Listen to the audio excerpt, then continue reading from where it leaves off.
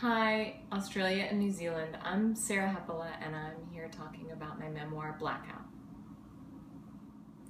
So, I was a very good drinker from very early age. I was proud to drink like the boys. And drinking made me feel powerful and funny and sexy.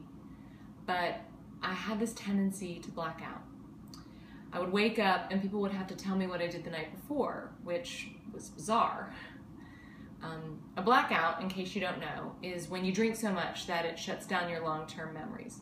It's different from passing out because when you're in a blackout, you can still talk and walk and make decisions, but the next day you won't remember anything. And I was a good candidate for blackout because I drank so much and I drank so fast, and I used to do things like skipping meals, and also because I'm a woman. Women turn out to be much more prone to blackout than men. It's just sort of simple biology. We're smaller and we tend to metabolize our alcohol differently. And there's obvious problems in the world when you're going around and you can't remember what you did the night before. I heard this saying once, men who are in blackouts wind up in jail and women who are in blackouts wind up in random beds. So the damage of all of this caught up with me and I had to quit drinking, and I thought my life was over. Because that's how it feels when you give up something you love, whether it's a relationship or a job or some crucial part of your identity. I mean, you just feel like it's over. And I would read a lot of addiction books, and some of them were great, but they would often end when the character got sober.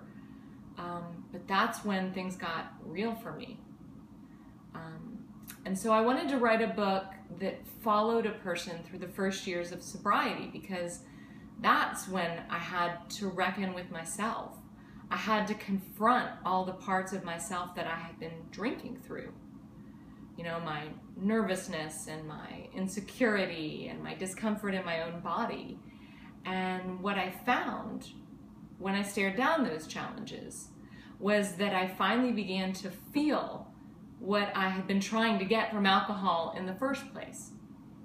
Actual self-confidence, actual intimacy with people, actual comfort in my body, joy. Things really did get better. And so I wrote a book because it was a book that I needed. And I thought that it might be the book that someone else needed too.